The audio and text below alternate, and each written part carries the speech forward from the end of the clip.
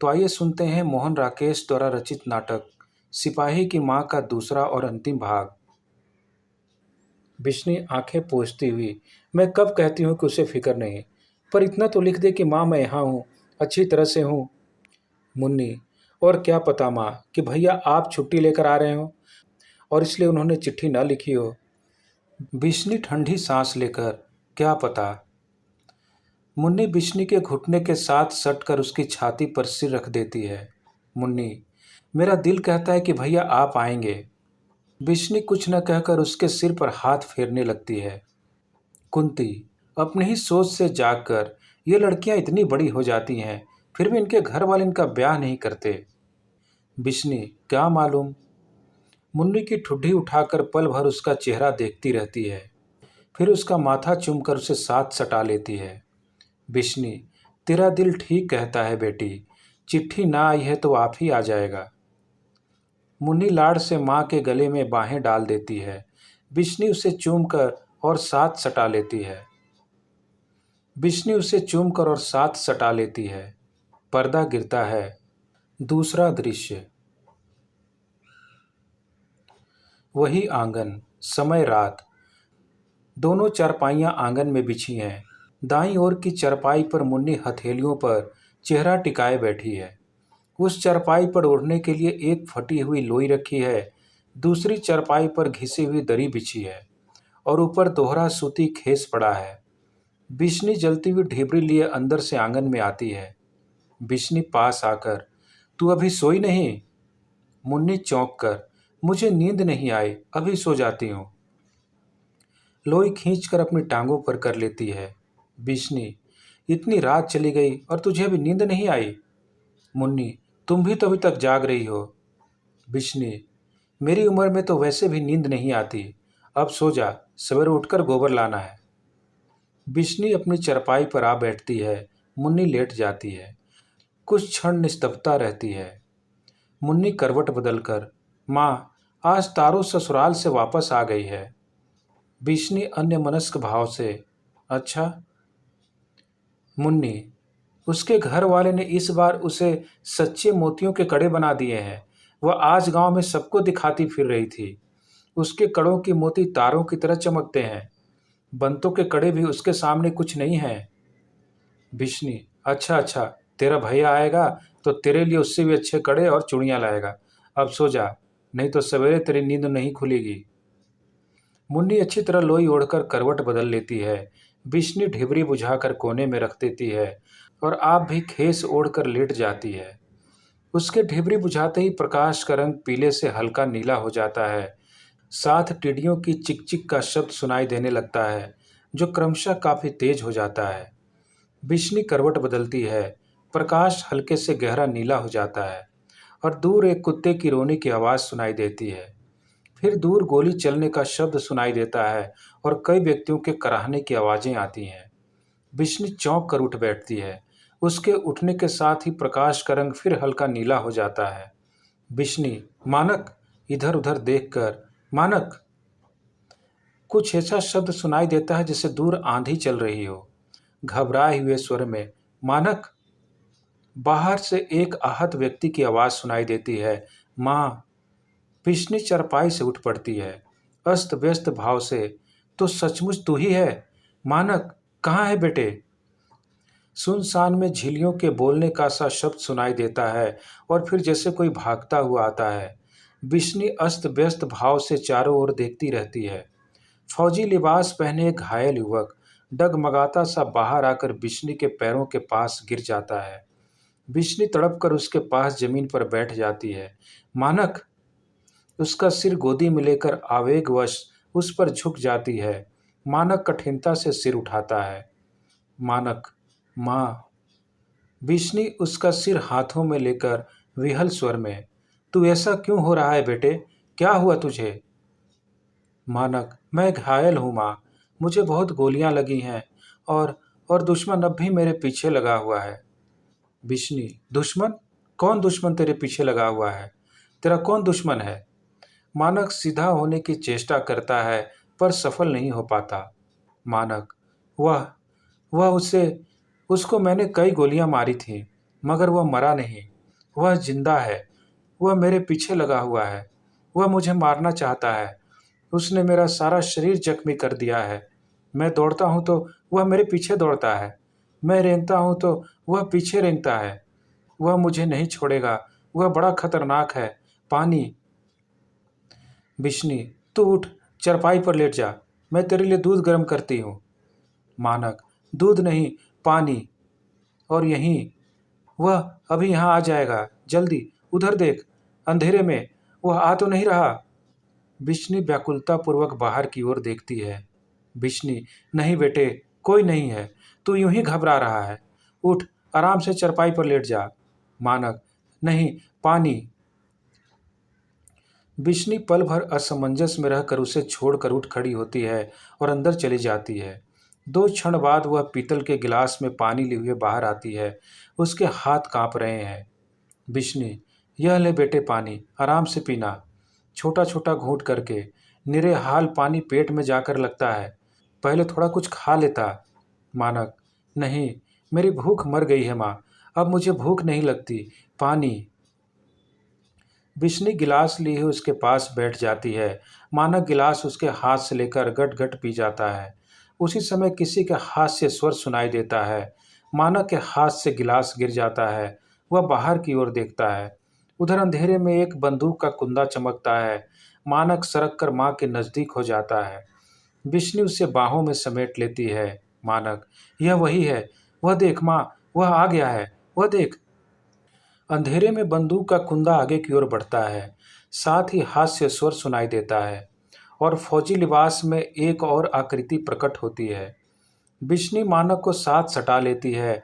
आने वाला सिपाही पास आकर फिर हंसता है। सिपाही, तू इसे गोद में लिए बैठी है, देखती नहीं यह मुर्दा है।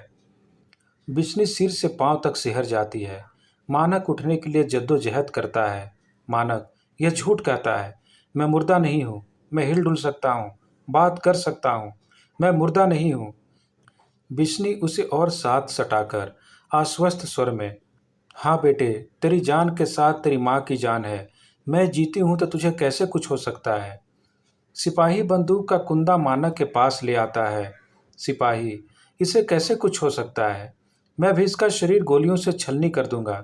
मैं फिर इसकी लाश ले जाकर जंगल में चील और कौओं के आगे डाल दूंगा। हंसता है और बंदूक का कुंदा मानक के बहुत निकट कर देता है। बिश्नी कुंदा हाथ से पकड़ लेती है। मानक खड़ा होने की चेष्टा करता है, पर लुढ़क कर बिश्नी की गोद में गिर जाता है। बिश्नी उसे अच्छी तरह छाती से लगा लेती है। सिपाही बंदूक का कुंदा उसके हाथ से छुड़ाकर उसे घूर कर देखता है। तू इसे बचाना क्यों चाहती है। तू इसकी क्या लगती है। बिश्नी, मैं इसकी माँ हूँ। मैं तुझे इसे नहीं मारने दूंगी। सिपाही, तू इसकी माँ है, पर तू देखने में तो इस वहशी की माँ नहीं लगती। तुझे पता है यह लड़ाइयों में वहशियों की तरह गोलियां चलाता है। इसने न जाने कितने सिपाहियों की जान ली है। यह इंसान नहीं, जानवर है। और तू कहती है कि तू इसकी माँ है। बिश्नी, मैं इसकी माँ हूँ। मेरा बेटा वहशी नहीं है। इसने किसी की जान नहीं ली। यह किसी की जान नहीं ले सकता। यह तो मरता हुआ कबूतर भी आंखों से नहीं देख सकता। मैं इसे लड़ाई पर नहीं जाने दूंगी। यह मेरे घर में पास रहेगा। सिपाही, यह घर में रहेगा, मगर यह तो हजारों का दुश्मन है। हजारों इसके दुश्मन हैं। वे इसको खोज रहे हैं। वे इसकी जान लेना चाहते हैं। मानव को पैर से ठोकर मारकर अब इसकी जान नहीं बच सकती। मैदान में हजारों सिपाही मर रहे हैं। यह वहां जाएगा तो भी मारा जाएगा और यहाँ रहेगा तो भी। फिर मानव को ठोकर मारने लगता है, पर बिश्नी उसका पांव पकड़ लेती है। बिश्नी, नहीं, तू इसे नहीं मार। देख, इसका शरीर कितना घायल है। तू भी तो आदमी है। तेरा भी घर बार होगा। तेरी भी माँ होगी। तू माँ के दिल को नहीं समझता। मैं अपने बच्चे को अच्छी तरह से जानती हूँ। यह दिल का बहुत भोला है। इसकी किसी के साथ दुश्मनी नहीं है। सिपाही हंसता है। सिपाही, इसकी किसी के साथ दुश्मनी नहीं है। यह देख। बटन खोलकर अपना लहू से तरबतर सीना दिखाता है। ये सब घाव उसी के किए हुए हैं। मैं इन घावों से कब का मर चुका होता, लेकिन मैं सिर्फ इसे मारने के लिए जिंदा हूँ। इसे मारे बिना नहीं मरूंगा। बिश्नी, तू बात क्यों नहीं समझता। मैं इसकी माँ हूँ। मैं इसे अच्छी तरह जानती हूँ। यह किसी दुश्मनी से लड़ाई में नहीं गया। इसे मैंने लड़ाई में भेजा था। इसकी बहन अब ब्याहने जोग हो गई है। 6 महीने साल में हमें उसका ब्याह करना है। हमारे घर की हालत बहुत खराब है। अगर लड़की के ब्याह की चिंता न होती तो हम लोग आधा पेट खाकर रह लेते, पर मैं कभी इसे लड़ाई पर न भेजती। इसके लड़के के सिवा घर में कोई कमाने वाला नहीं है। मैंने सोचा था कि लड़की ब्याही जाएगी तो फिर इसे लड़ाई पर नहीं जाने दूंगी।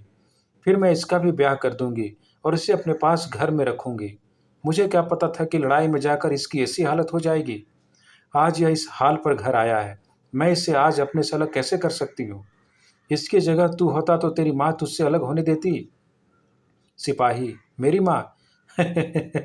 मेरी माँ पागल हो गई है। वह रोज मेरी मौत का इंतजार करती है। वह हंस कर कहती है कि थोड़े दिनों में मेरे बेटे की लाश घर आएगी। मेरी बीवी ने अभी से बेवा का स्वांग बना लिया है। उसने मुझे लिखा है कि जिस दिन वह मेरे मरने की खबर सुनेगी उस दिन गले में फांसी लगाकर मर जाएगी। उसके पेट में 6 महीने का बच्चा है। उसके साथ ही वह भी मर जाएगा। फिर से सीना खोल कर दिखाता है। और तेरे लड़के ने देख मेरा क्या हाल किया। यह अभी भी मेरे खून का प्यासा है। इसकी आंखों को देख। इसकी आंखों में तुझे वहशियाना चमक दिखाई नहीं देती? बिश्नी: नहीं नहीं, इसकी आंखें ऐसी नहीं हैं। इस समय इसकी आंखें ऐसी लगती हैं, पर इसका असली रंग ऐसा नहीं है। सिपाही: तू इसकी आंखों का रंग नहीं पहचानती। तू इसकी माँ है, पर तू इस रंग का मतलब नहीं जानती। इसकी आंखों में दुश्मनी है। जब तक मैं सामने हूँ इसकी आंखों का रंग नहीं बदलेगा। देख, यह कैसे आंखों में खून भर कर मुझे देख रहा है। मानक सहसा अपने को झटक कर उठ खड़ा होता है। वह सिपाही का गला दबाने के लिए उस पर झपटना चाहता है, पर सिपाही झट से बंदूक का कुंदा फिर तान लेता है। बिश्नी जल्दी से बंदूक के कुंदे के आगे आ जाती है। बिश्नी: नहीं, तुझे तेरी माँ की सौगंध, तू इसे नहीं मारेगा। सिपाही: मैं इसे नहीं मारूंगा तो यह मुझे मार देगा। तू यही चाहती है? बिश्नी: नहीं, यह तुझे नहीं मारेगा। मैं इसकी माँ हूँ, मैं इसे जानती हूँ। यह तुझे कभी नहीं मारेगा। मानक विभत्स स्वर में: हाँ, मैं इसे नहीं मारूंगा। रौद्र भाव से आगे बढ़ता हुआ: नहीं, मैं इसे जरूर मारूंगा। मैं भी इसके टुकड़े टुकड़े कर दूंगा। आगे बढ़कर सिपाही को धक्का देता है, जिससे वह लड़खड़ा कर पीछे गिर जाता है। वह बंदूक उठा लेता है और उसका कंधा सिपाही की ओर तान देता है। मैं वहशी हूँ, मैं जानवर हूँ। मैं वहशी और जानवर से भी बढ़कर हूँ। इस तरह मेरी तरफ क्यों देख रहा है? उठ, उठ कर मुझे ठोकर लगा। उसी तरह हंसता है जैसे वह सिपाही हंस रहा था। बिश्नी जल्दी से बंदूक के कुंदे के सामने आ जाती है। बिश्नी: नहीं मानक, तू इसे नहीं मारेगा। यह भी हमारी तरफ गरीब आदमी है। इसकी माँ इसके पीछे रो रो कर पागल हो गई है। इसके घर में बच्चा होने वाला है। वह मर गया तो इसकी बीवी फांसी लगाकर मर जाएगी। मानक बिश्नी को झटक कर बीच में से हटा देता है। मानक: मैं इसे नहीं छोड़ूंगा। यह दुश्मन है। मैं अभी इसको मार दूंगा, अभी, यहीं। बिश्नी: नहीं मानक, तू इसे नहीं मारेगा। फिर बीच में आने का प्रयत्न करती है, पर मानक उसे फिर झटक कर हटा देता है। बिश्नी चरपाई पर गिरकर हाथों में मुंह छिपा लेती है। सिपाही पार्श्व की ओर हटता है। मानक उसके साथ साथ आगे बढ़ता है। मानक: मैं भी इसे मार दूंगा, अभी इसकी बोटी बोटी अलग कर दूंगा। सिपाही और मानक की आकृतियां धीरे धीरे पार्श्व में जाकर विलीन हो जाती हैं। बिश्नी हाथों में मुंह छिपाए हुए चिल्ला उठती है। बिश्नी: मानक, मानक! एक साथ 4-6 गोलियां चलने और उसके साथ सिपाही के कराहने का शब्द सुनाई देता है। सहसा खामोशी छा जाती है। बिश्नी फिर उसी तरह चिल्लाती है, मानक, मानक! मुन्नी जल्दी से करवट बदलकर उठ बैठती है। मुन्नी घबराए हुए स्वर में, माँ! बिश्नी उसी तरह, मानक! मुन्नी जल्दी से उठकर ढिबरी जला देती है। प्रकाश का रंग हल्के नीले से फिर पीला हो जाता है। मुन्नी बिश्नी की चरपाई पर आ बैठती है। मुन्नी: क्या बात है माँ? बिश्नी आंखों से हाथ उठाकर चुंधियाई सी नजर से चारों ओर देखती है। बिश्नी कुछ खोजती सी, मानक। मुन्नी: तुम रोज भैया के ही सपने देखती हो माँ। मैंने तुमसे कहा था अगले मंगल को भैया की चिट्ठी जरूर आएगी। बिश्नी जैसे आत्मगत, चिट्ठी आएगी? मुन्नी: थोड़े दिनों में भैया आप भी आ जाएंगे। तुम आप ही कहती थी ना कि वे जल्दी आएंगे और मेरे लिए कड़े और चूड़ियाँ लाएंगे। बिश्नी: कड़े और चूड़ियाँ? ओ मुन्नी! उसे अपने साथ सटा लेती है और आंखों से टप टप पानी बरसने लगता है। मुन्नी: भैया मेरे लिए जो कड़े लाएंगे वे तारों और बंतों के कड़े से भी अच्छे होंगे ना माँ? बिशनी आंखें बंद करके नकारात्मक भाव से सिर हिलाती है, पर शीघ्र ही अपने को संभाल लेती है। बिशनी, हाँ बेटी, तेरे कड़े सबके कड़ों से अच्छे होंगे। मुन्नी, सुच्चे मोतियों के कड़े होंगे ना माँ? बिशनी, हाँ बेटी, सुच्चे मोतियों के कड़े। उसका माथा चूमकर उसे अलग हटा देती है। अब सो जा, अभी बहुत रात बाकी है।